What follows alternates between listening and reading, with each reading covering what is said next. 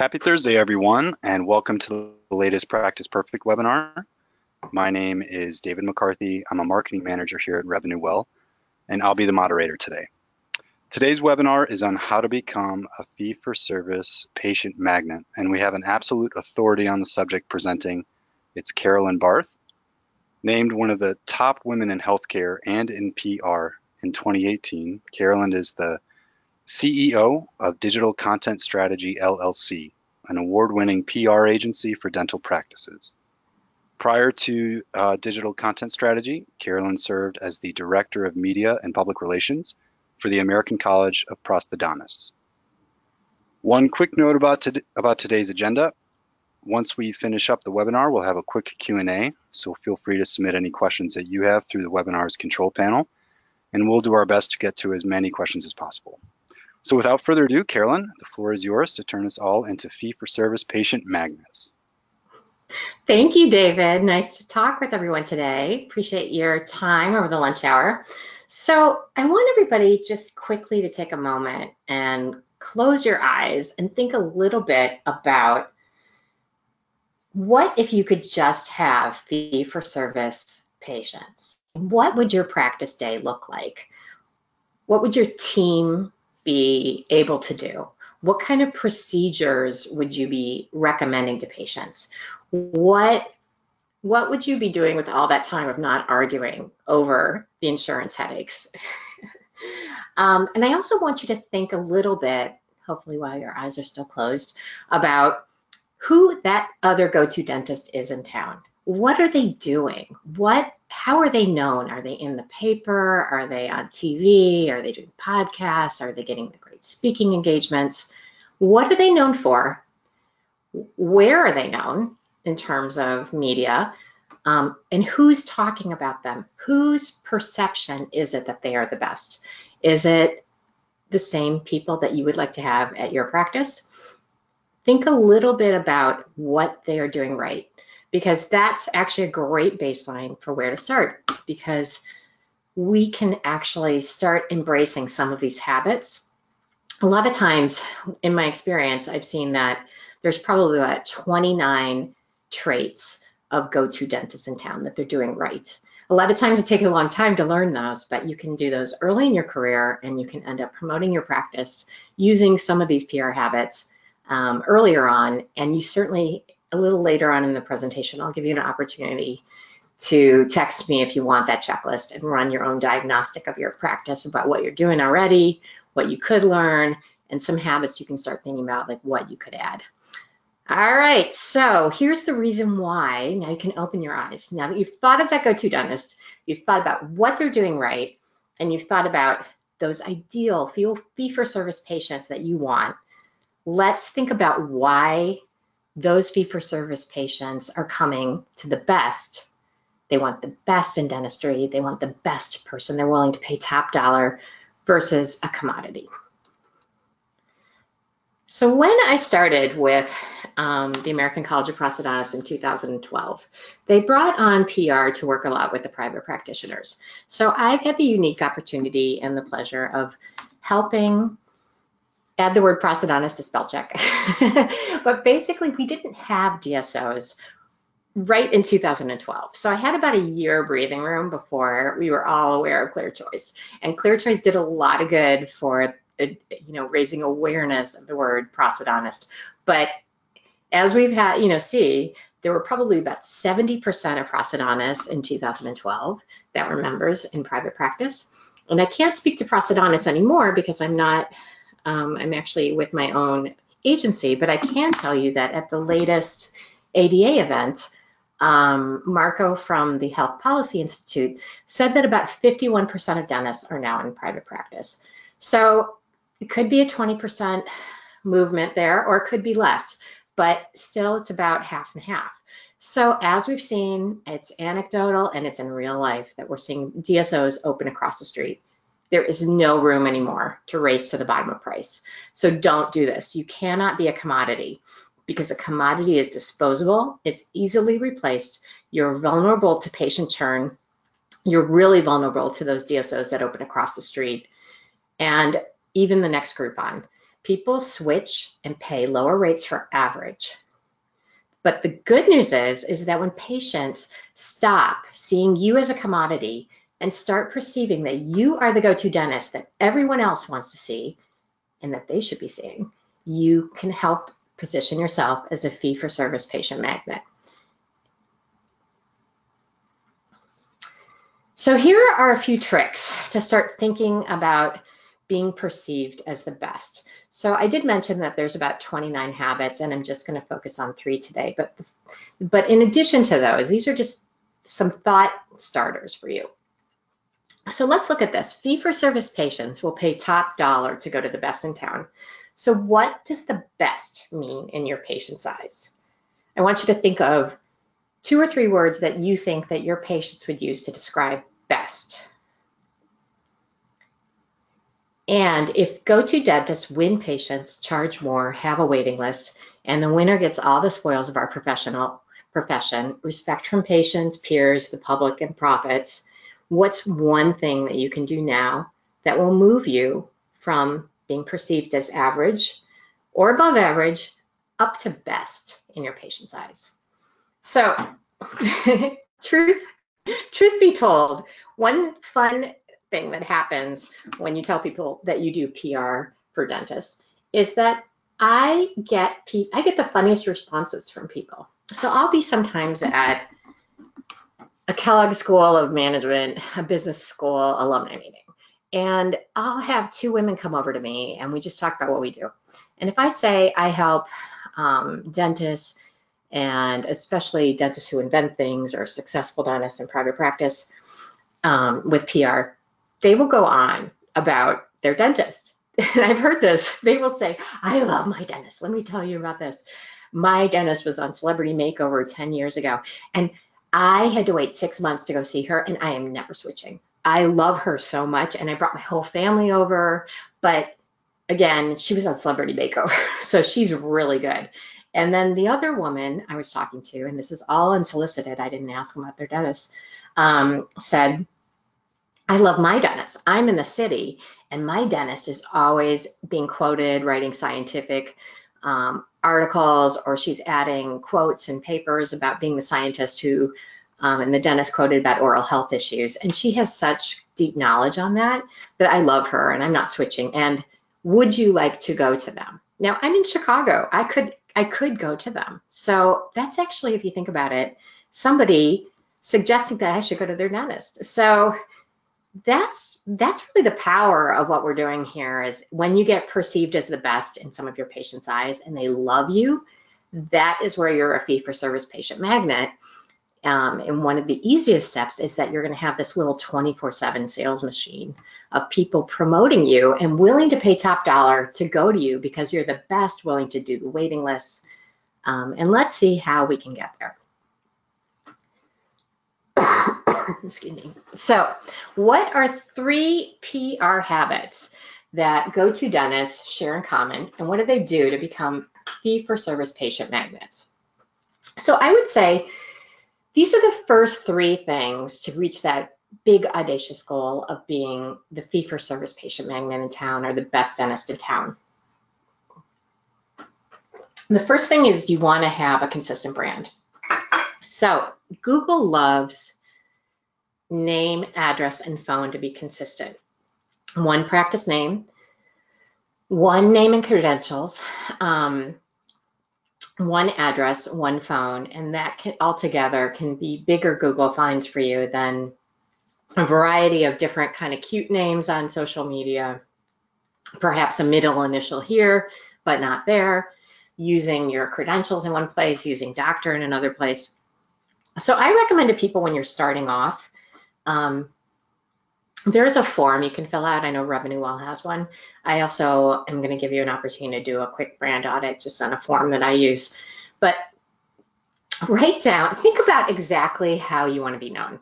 Think about, if you could be known in any way, and also what you're currently using is going to be the least expensive to fix. So if your practice name is XYZ and that's the website name, and that's the name over the door, look at where the consistencies are currently and look at where there's room to improve.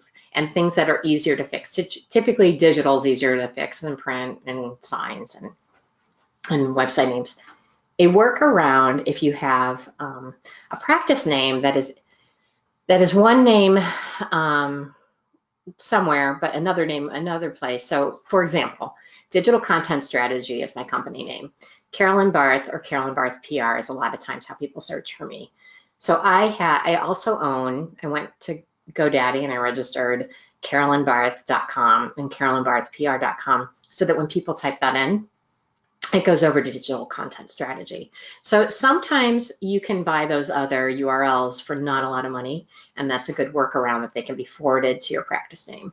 But one thing I would like you to think about is just write down what your exact practice name is, and how you would like your own name and credentials to be written down. What's the one address? So in Illinois, you're either going to want to spell out Illinois once, or you're going to have IL or ILL, but make a choice and just be consistent. One phone number, and then use that everywhere. So I want you to do a Google search for your name and your practice. Check all the tabs at the top. You can check all news, images, videos, and what pops up about you. I always do that when I start off with a client. I want to know, as a benchmark, what are we working with? So if I'm using this consistent name and I type it in, I'm going to expect to find hopefully something in all of these categories fairly up top. Sometimes you don't find a lot. Sometimes you don't find something, and that gives you insight too. It's a good benchmark of where to start. But if you're getting some traction on a few of these channels for one name and you're comfortable with that name, that's probably how you're being searched and how you're being known. So you want to take a look at the low-hanging fruit of what is popping up for you and what's missing, and then be consistent. So new practices are the best because if you haven't even established your brand yet, you can just start off and be consistent. But some of us that, in the last 10 years, there's been a lot of social channels and a lot of things, and a lot of digital assets that have been really built that, you need to kind of think about consistency across all your channels. So once you get that, you want to repeat, and repeat when you've got all your social media channels under one name, your website ideally, or at least those URLs that point to your website, signage, Google My Business, Facebook ads, maps, with one universal name. And so the idea is PR works typically when you have one story, 3 key messages, and time. So you're going to want to build your brand brick by brick across all these traditional and digital channels together. So consistency is really of the utmost importance. It really will help you become known a lot faster, and it can be fairly inexpensive to make these tweaks. It just takes a little bit of knowing what's out there, knowing what you can improve, and kind of aligning all under one brand.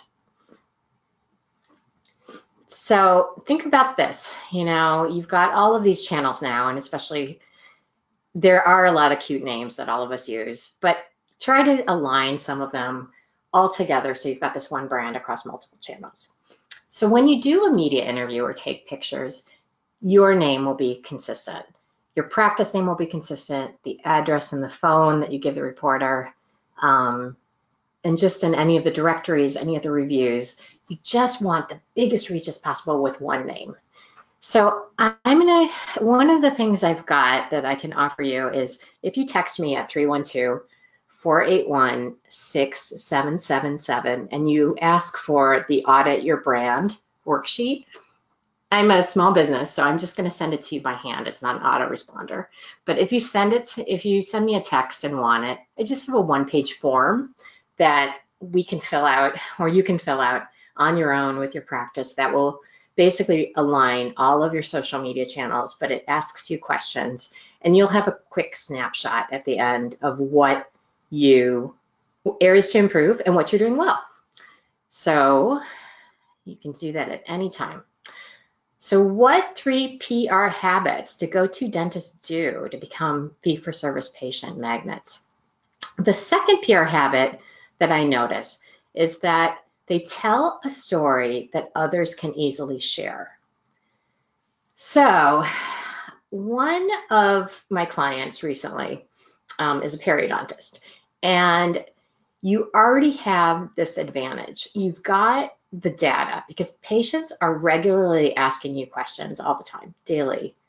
So, and you're oftentimes solving them. So what are those common questions that people are asking you and you're repeating over and over?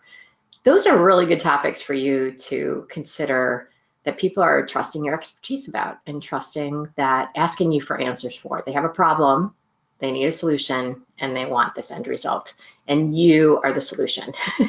So those are really good places to kind of think about, I'm really getting a lot of questions about, dry mouth, or I'm getting a lot of questions about missing teeth. I'm getting a lot of questions about bad breath. The advantage that you have is, as a dentist, your training can answer that patient's question. You have this expertise that can treat the patient's oral health headache. Patients, we're really trusting you to use that expertise and educate us on how to do it. We don't have the answer. And at some point, with some of these oral health headaches, people will definitely pay top dollar, and they need the knowledge. They need to know if they don't replace a tooth in the back of their mouth at the earlier stages, that it could shift and drift and it could be a lot bigger problem and perhaps lead to bone loss. So there are consequences about people not taking care of their teeth early on, and the fee-for-service patients want to know those early on. They want to, sometimes they're not able to know it early on, but they do trust you more when you tell them what's really going on in their mouth and give them choices about what they can do to resolve it, so a little problem doesn't become a bigger problem later on. But I'd like you to think of 3 recent patient questions that you could easily treat to improve a patient's life.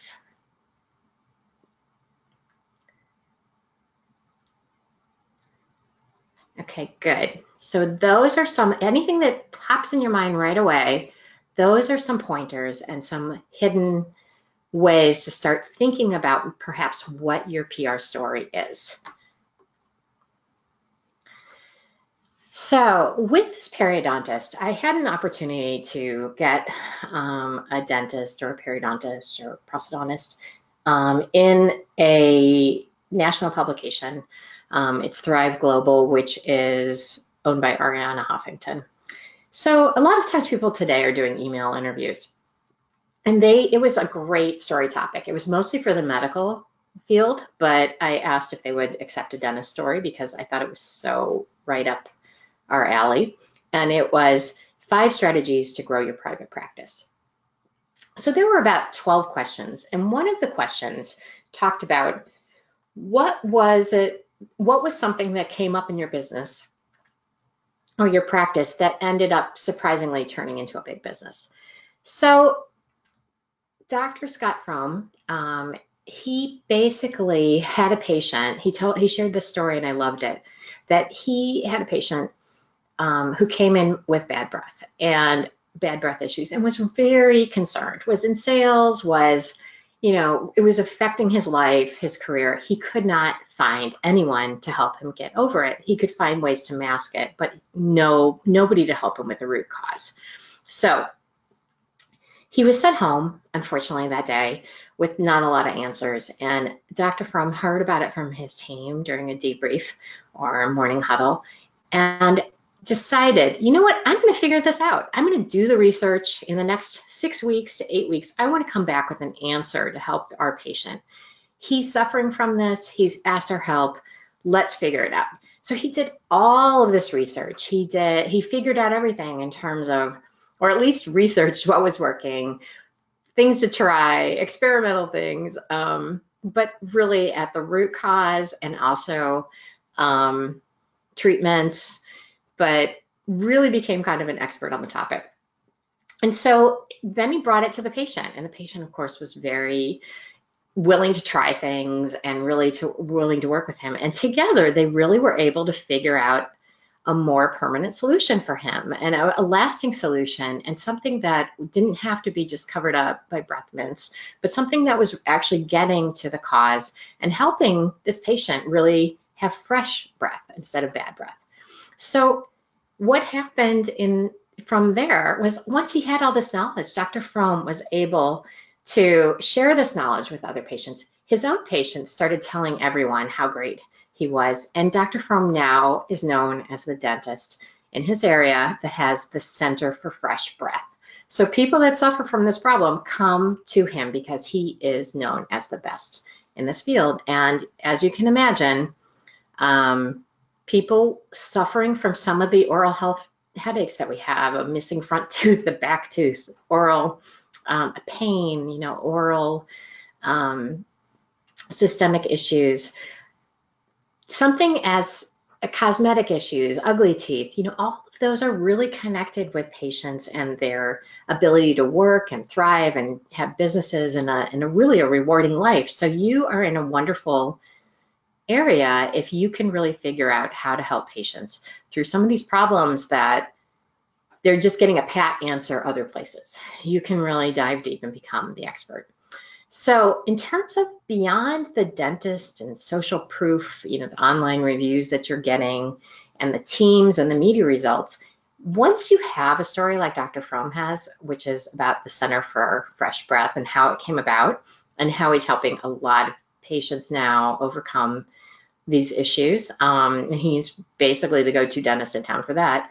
What is your opportunity to answer a question that everyone asks, yet no one is answering?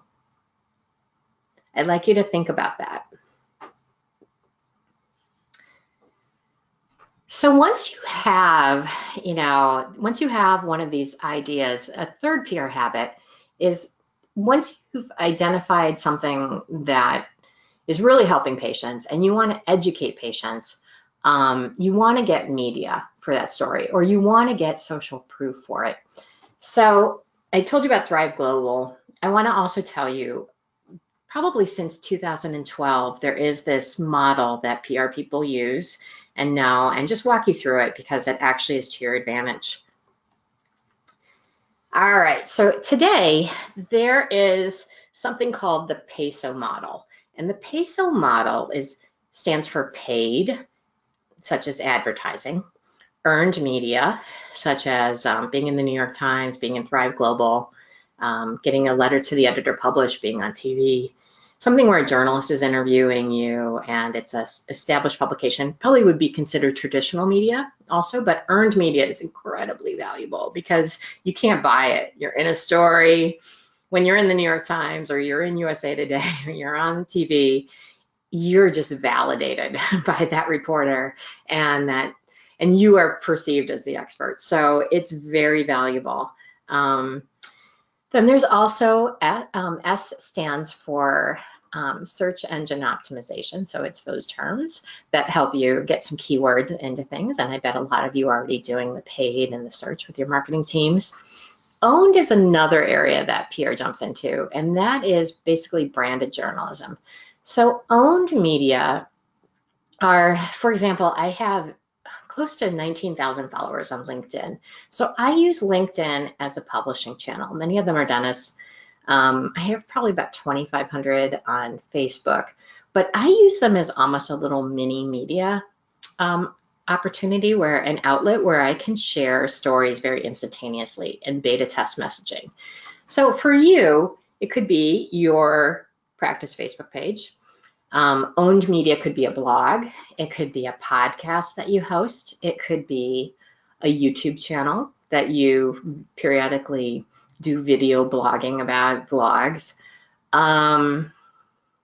It can be your newsletter. It can even be your email marketing. But it's basically you direct to an audience. So you're acting as a media channel. And you can definitely talk about your brand. You don't have to be in the constraints of earned media, which is trying to be more journalistic standards. You definitely want to do it where you're mimicking more of a journalistic standard, where you're owning, because you don't want it to fall under advertising too much, because people want to be educated typically more, not hard sold to. So I think one of the things that I recommend with my clients is, in terms of the earned and the owned. The owned is a very good place to start, and that because right now, and actually the earned is good as long as it's email interviews or things that are controlled. So you can control the messages when you start off with PR, because a lot of dentists do tell me that PR is a new mindset. If you are a person that feels that way, owned is really your opportunity because you control it. You can edit it as much as you want. You can show it around your office. You can show it to a few patients. You can, you can take ownership for it, and you can build it over time and grow it over time to have the audience. But I like to ask people, consider a little bit about what is your favorite type of media to do, and what is your media experience level. Some people I've worked with are great at TV, and they can be in an in-studio media experience. They're really quick on their feet. They know their topic. They're very comfortable in front of bright lights, big camera, being grilled by sometimes a reporter. Most of us are at different levels, right? And it's fine. I've trained a lot of people that have done 0 to 1. Dentists are actually better at media than they realize, because you're scientifically accurate and you're careful and you want to educate people. You're not typically trying to hard sell people. But think about a little bit, if you like to be a writer, if you like to do videos and podcasts, if you just like to pose in pictures, because those make for great content. Images and pictures make for great content for social media. You could do a picture with the patient and share it, and ask your patient to share it and tag you. Social media, graphic design, such as infographics. I love infographics because you can get so much leverage out of them in terms of across many channels. You can use it as pictures of a press release, your infographic. If it has data points and it's simple, I don't make those really long infographics. Just make ones that are simple, memorable, and say something that educates the patient in a good way, and you'll have a lot more traction with that. Research. Do you love to do research or write for journals? Do you like to do patient education? So perhaps, quick listicles or brochure, you can do a brochure for them, or a little newsletter, or just take one topic. Do you like speaking? Do you have somebody in your office who's good at booking speaking engagements, likes doing web content, other people that like pitching media? Pick 1 to 2 members of your team to help you out, or consider using opportunities to get your message out there with either, freelance help or small boutique people or consultants. But it just depends how far you want to go with this. But you can definitely start with your team. If you need help, you can reach out to me and I can try to point you in the right direction. So now what I want to think about is just, you want to think about all these different habits. So now we've learned that PR habit number 1 is have a consistent brand. If Google likes NAPS and APS, what does it stand for? Of course, dentists typically like a quiz. So I want you to think in your mind, what does NAP stand for? All right. If you guessed name, address, phone, 100%. Number 2, PR habit, tell others a story that they can share easily. So I want you to think of your favorite procedure to perform, or an expertise that you have that patients want, and what's your number 1 top story that you want to be known for. Write it down, make a stake in the ground, and think about it. You can have up to 3 stories with 3 messages per story and call to actions, but I encourage you to think about becoming known for one thing first, and add in, you can definitely talk about these other ones, but you're going to want to beta test your message and make sure that it's broad enough that you can leverage it over time. So missing teeth, dental implants, Invisalign, bad breath, those kinds of big topics that actually you're going to be able to consistently work over the time and tell different angles of that story, different research, but they're chronic problems of patients and how you're going to solve them for them. And PR habit number 3, if you're going to get media for the story, think about what kind of media you want to get. What does PESO stand for? Particularly the E and the O. Of the E and the O option, which one can you beta test in the next few weeks? There's a lot of awareness weeks going on right now, and those are great opportunities to try to tie your practice into that news hook and see if, even if you write a blog about it, even if you write an education piece about one thing you didn't know about bad breath and what you can do about it. One thing you can write about why drinking sports drinks can harm your teeth. Something that you specialize in and you can write about that will help your patients, or why you should replace that tooth in the back of your mouth. So think about who on your team can help you get your story out to the world. So of course you knew what the PESO model was, but it's again paid, earned, search, and owned media. And the E and the O are earned, so New York Times and Wall Street Journal and those kinds of things. And owned is the ones that you can own. So thank you so much. Do you have any questions?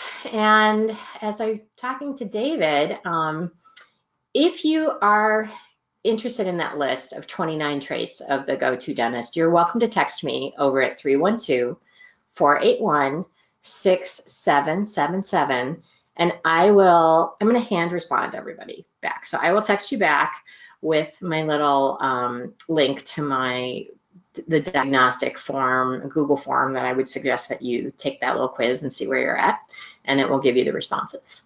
And then kind of you can just build on those. I mean, you'll learn it by even taking the survey. It's not really a survey, it's just a little quiz. But if you take the quiz, you'll see kind of what are the habits of other people are doing. And some of them are low-hanging fruit. Some of them are ambitious. You don't have to do all of them, but if you could pick 3 to 5 to do and make a habit of, PR works over time if you're repeating one message over time in a way that solves a patient's problem. And you do it effectively where you sound like you're an expert. You're not doing this with not tapping into your expertise. You just tap into your expertise. You give authentic information. You do what's right for the patient, and you try to pick media that you're really going to be comfortable with, that you will do. If you hate writing, don't write. You're not going to do it. If you hate being on videos, don't do it. Pick another thing, do a podcast. But think about for yourself, what makes the best dentist as perceived by patients? I mean, it might be fun just to kind of ask your patients, what are they always talking about? What's best in their eyes about what you're currently doing? You can look at your reviews and see if you see patterns of words that is similar. It's always coming up. For me, it's always, you make me more creative. Her ideas are amazing. She gets results, those, but you see these key words and you realize, what, you got to own it. Those are the best areas that you can really work on. And I think you need to diagnose what you're doing right, and then think about areas to improve, and think about, what your budget is, if you have a budget. So I'm happy to give anybody that's on this call 20 minutes to talk a little bit about what things to look for through the PR audit. I'd love to kind of have you work through those 29 habits, and we could just identify a few low-hanging fruit for you that you could do. And I've been asked to create a course by some of the dentists that I work with. I typically now am working a lot with disruptive tech and dentists who invent things, but I still do have some dentists who have wanted me to help them with their practice and elevate their reputation. So I am building an online course. It's basically a PR 101 course for the go-to dentist. It'll be 6 weeks. It's very practical PR. It's things you can do over time, how to get a 24/7 sales team in gear, how to get those people talking to you, how to elevate your brand, and just lessons I've learned over the 7 years of actually what works. It's not a one and done. You commit to it, you test it, you do it with someone in your office, and you have fun doing it. We weave in habits that you are not. I want to teach you these skills so that I go away. You'll learn it in 6 weeks. If you stick with it for 6 months, you're going to be better known. So let me know. I'm probably going to be looking for about 10 beta testers for free for that course. But after that, I'm going to launch it to my network, but I am looking for about 10 dentists to take it, and so I can get some real life feedback. So if anyone's interested, let me know. But when those 10 spots are gone, I'm gonna switch over to a sales course for that. So thanks so much. And David, do we have any questions? Thank you so much, Carolyn. Yeah, we have a ton of questions rolling in right now, so let's just dive into some of them. The first one that we received is regarding social media. Which channels do you recommend that a dental office starts first with? The ones that I've seen that have been very successful for dentists, it definitely is somewhat in an age bracket of where you're trying to attract your patients. But for the fee-for-service patients, a lot of times you have to think, do people have more money than time, or do they have more time than money? So I would say, I think I've had the best luck with Facebook. Instagram is coming up, and I have heard from my dentist friends and clients that that they are getting good luck with Instagram too. But I would say start with Facebook, because you can do so much with Facebook advertising and marketing automation and ClickFunnels and digital ads. But even just your patients' age is on Facebook. So you could get the whole family, you know, reluctantly probably. But I would start with that, because you can also do Facebook Lives, you can do pictures with your patient and have your patient share it with their network. I would say if I was going to start with one thing, I would really try to build up your Facebook social media channel for your practice first, and try to get a lot of likes and get a few reviews on there. And because those will even show up when people do Google searches of your name. If you get a few stars, 5 stars, you know, they'll show up right by your name. So I think Facebook would be, for the immediate future, it would be the first one I'd start with. The next question we received is, how often should a dental office audit their business information on Google? That's a good question. I don't think you have to do it that often. I think you should do it sooner than later after this call. But I think I would say, I mean, unless you're thinking that you're going to have some negative news, the point of the audit is to drive the brand consistency. You can do it once every 6 months, once a year. I mean, you don't typically do it a lot. You do it very thorough at the beginning to make those, to align all of your brands with consistency. But unless you're doing, I mean, if you are doing media, it wouldn't be bad. You know, every 6 months. I used to do it. You can do quarterly when we were doing aggressive things, mostly for board reports. I was doing that, but you don't have to do it all the time. Now, I would make it so it's doable. You don't have a ton of time. Just do it the first time, do it thorough, and then to see if it's working better. I do it in 6 months, and then do it another 6 months, and then you could do it annually. The next question we received is, so what's the difference between PR, marketing, and advertising? Okay. So typically I tell people, I used to get this question a lot at ECP. Public relations is probably the best tool out there that can change public perception, behavior, position you as the go-to expert, because it's dealing with people and perceptions. And as we all know, best is highly subjective. It is, but there are things you can do to reposition yourself as best, or reposition yourself as known. Marketing, I typically categorize as it's an amazing way to sell something. So PR kind of floats above that marketing funnel, and marketing pulls people through the customer journey. PR can also be used to build authority. And then advertising typically is used to have, to reinforce a commonly held belief already about a brand.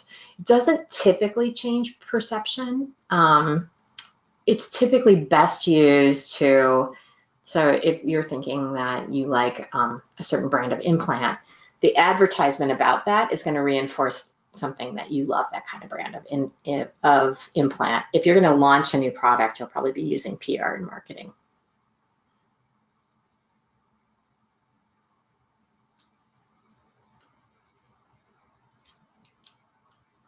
The next question is, one participant's dentist is going to retire in the next 5 years, and the participant has started shifting the brand name to a different name. Is that wise, or do you have any recommendations on how to make that shift? I wish this was a two-way question so I could ask them why they're doing that. I think you have to go for what I guess I'm curious as to why they're shifting their brand name at this late in their career. So I'd love to talk to that person. If they want to text me at 312-481-6777 and just tell me that they were the person that asked this question, I'd be happy to talk offline with them because I have more follow-up questions on that. I think it's best to stay with, if you have a good name, to stay with your name. If there's a bigger reason as to why you're shifting, shifting a brand name is really expensive and hard. And so I would tend not to recommend that. Typically, I think you could spend your money on better things. However, there may be more to the circumstance than I don't know. It might be sometimes if you join a different thing, you have to change your name. But I would say if you're getting ready to sell and the person has a good name, I can't really see exactly why you would be shifting your brand name now. Consistency and time are your friends with PR. The next question has to do with the NAP concept that you mentioned earlier. Once you have your NAP in place, especially with GMB, what strategies or softwares do you recommend to effectively increase the number of online reviews? Well, RevenueWell has a strategy. And since I'm doing this for RevenueWell, I better promote them. Yeah, I think that there's a lot of good ones out there. I mean, in terms of, let's talk about organic, because of course you can always pay for technology, and there are new, what I've heard from Dr. Len Tao and Dr. Josh Austin, that are some of the leaders in online reputation management systems, is basically you want to have something that can, as much as you can focus on getting Google reviews, health grades. If you're in a city, Yelpers may be important, but Yelp is just such a hard thing. And now I just heard something recently that makes it more complicated. I would focus just on Google and try to get a few of those Facebook reviews. But what we learned from that online reviews book was that even if you can just try to set up a system where you're asking people, like some of your favorite patients, twice a week for a review and twice a week for a referral, those types of things can be very valuable over time. So I tend to be more of a fan of just trying to get that person to write that Google review sooner than later. And I certainly, the ones out there are RevenueWell, Bird Eye. And I think that there's a new one by Dr. Nathan Ho that's coming up. He does Dental Win-Win, but they're all good. It's just you need to probably evaluate which one integrates with your system, which one tries to get through. You're not supposed to do gating anymore, which means like the good reviews go to Google, the bad reviews are held back. So you're going to need to kind of evaluate some of these systems, and I would say probably just start with RevenueWell. That'd be the best place, since you may already be a client of theirs. Let's say a dental office wants to start working toward earned media. What are some first steps that you would recommend? I think the first step I would say is identify the story. I love letters to the editor. I think that those are really nice, kind of hidden place to start. So some of the things that I would recommend are, if you have a good story, definitely start with that problem, solution, result of a business. So what is that patient problem? What is happening in your community that there is a problem out there, an oral health problem that you specifically can solve? What is your recommended solution? And what's the end result? A letter to the editor, and certainly you can also text me and talk about letters to the editor. We can go through that. It's 312-481-6777. I'd be more than happy to walk you through that. There are places on websites where on these newspaper local publication areas where you can submit a letter to the editor. You have to use the dentist name. They will sometimes reach out. I always say to the dentist, we can do a template, but ultimately your name is on this. So you need to make sure it's scientifically accurate and talk to that. But some PR success typically begets more PR success. And also you do need to think about what kind of channels. I mean, if your dentist is really good at social media, or someone in your office is really good, you could do Facebook Lives. I mean, that's again owned media, but the earned media, sometimes I weave people into the New York Times articles by having them put comments in an article in an oral health article, and identify themselves clearly as the dentist, and then have a link to your practice. And that has worked well because people are very interested in that topic in the New York Times. You're introducing yourselves to the editors. You're speaking as an expert and an authority, and you're linking back, and you're getting a lot of eyeballs. But with the bigger media, you're going to have to introduce yourself over time. They are looking for sources. They are looking for sources. So if you see an article that you love, you could always email that journalist and introduce yourself as being an excellent oral health expert in town, and you can speak on these topics. There are some tricks. You'll probably want to talk about, the news picks, because then they'll come back to you. Do you have the resources? Do you have the, what kind of video do you have? What kind of, just depending on what you've got. Do you have a press release? But we certainly can talk about that offline if you want. Okay, well, that will wrap up today's Practice Perfect webinar. Special thanks to Carolyn Barth of Digital Content Strategy for presenting. Thanks to everyone on the line for joining us.